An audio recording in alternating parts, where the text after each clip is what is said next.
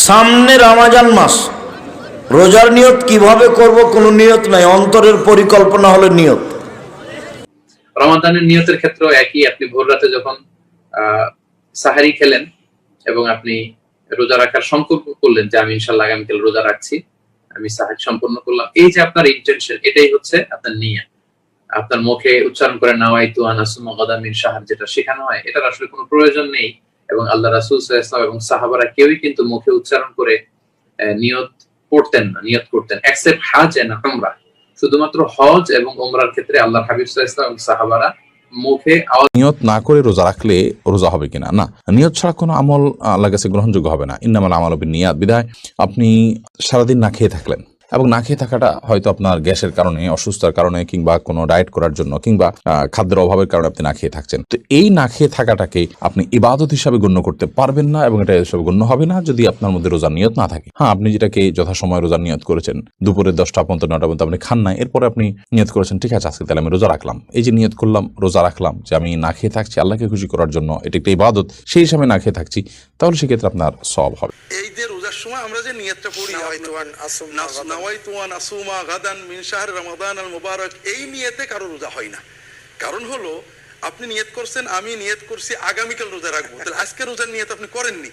আর রাতের ভিতরে রোজার নিয়ত না করলে সেই রোজা হয় না। আর আগামীকালের যে নিয়ত করলেন ওটাও কার্যকর হবে না, কারণ আগামীকাল রাত আসার আগে আপনি নিয়ত করে ফেললেন। এই জন্য এই নিয়ত দ্বারা কারোর রোজা হয় না। তবে আলহামদুলিল্লাহ আপনার মনের ভিতরে যে নিয়তটা আছে যে আজকে রোজা রাখবো, ওটাতেই হবে। এই জন্য নিয়ত করতে হবে, মনের ভিতরে আপনার উদ্দেশ্য থাকবে। আর নিয়ত করা না করার পার্থক্য, আপনি সাঁকো দিয়ে যেতে যেয়ে যদি পানিতে পড়ে যান তাহলে আপনি বিনা নিয়তে পানিতে পড়েছেন, আর যদি আপনি গোসল করার নিয়তে ঘাটে যেয়ে ঝাঁপ দেন তাহলে আপনি নিয়ত সহ গোসল করেছেন। এইটা হলো পার্থক্য। নিয়ত সবসময় অন্তরের জিনিস। আমি যতই মুখে উচ্চারণ করি যে আমি আল্লাহর সন্তুষ্টির জন্য করছি, আর যে আমার অন্তরে আল্লাহর সন্তুষ্টি না থাকে, ওটা কি গ্রহণযোগ্য হবে? হবে না। নিয়ত পুরোটাই অন্তরের, এর সাথে মুখের কোনো সম্পর্ক নাই। সুতরাং আমি মুখে বলি আর না বলি, আল্লাহ কোনটা দেখবে? অন্তরটা দেখবে। সুতরাং আমার মুখে বলাটা বেকার, আমাকে কোনটা ঠিক করতে হবে? অন্তর ঠিক করতে হবে।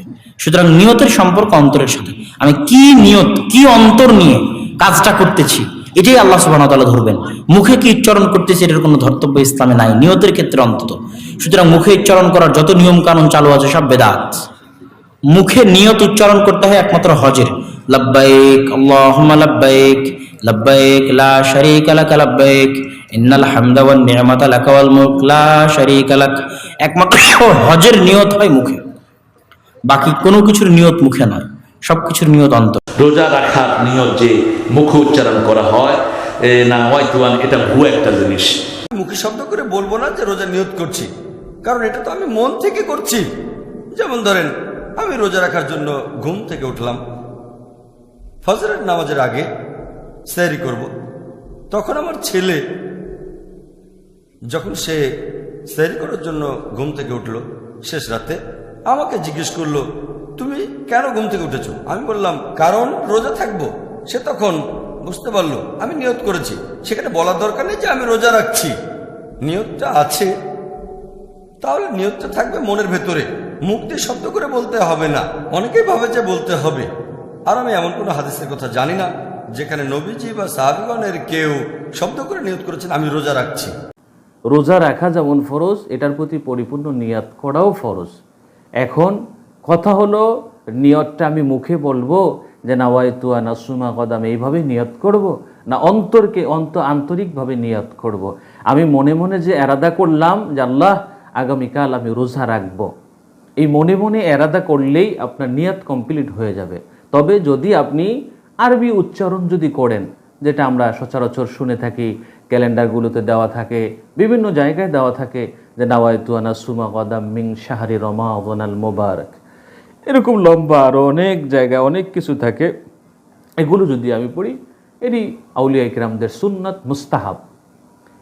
এই মুস্তাহাব হিসেবে আপনি সওয়াব পাবেন, এটা মুস্তাহাব লাভজনক হবে, এর মানে আপনার নিয়তটা দৃঢ় হবে। এই জন্য নিয়ত নিয়ে কোনো প্রকার বিশৃঙ্খলা নয়, আমাদেরকে অবশ্যই সুষ্ঠু সমাধানে। রমজান মাসে আমরা রোজার নিয়ত কিভাবে করব? সৌদির বিখ্যাত শায়েখ মোহাম্মদ ইবনে সালেহ আল উসাইমিন রহিমাহুল্লাহ তার মাজমু' ফাতুয়াতে লিখেছেন, রোজাদার ব্যক্তি রমজান মাসে শেষ রাত্রে উঠে যে খাবার খায়, সাহারি খায়, সেই সাহারি খাওয়ার মধ্য দিয়েই তার রোজার নিয়ত হয়ে যায়। কেননা অন্যান্য মাসে তো সে শেষ রাত্রে খাবার খায় না, তো রমজান মাসে শেষ রাত্রে খাবার খাচ্ছে, এটাই প্রমাণ করে যে সে রোজার নিয়তেই খাচ্ছে। তাই যারা রোজাদার ব্যক্তি আছেন, সে খাবার খাওয়ার মধ্য দিয়েই তাদের রোজার নিয়ত হয়ে যায়। তো আপনি যদি নিয়ত করতে চান, তাহলে অন্তরে অন্তরে সংকল্প করবেন যে আমি আগামীকাল রোজা রাখবো, এই সাহারি খেয়ে আগামীকাল রোজা রাখবো। কেননা নিয়ত এটা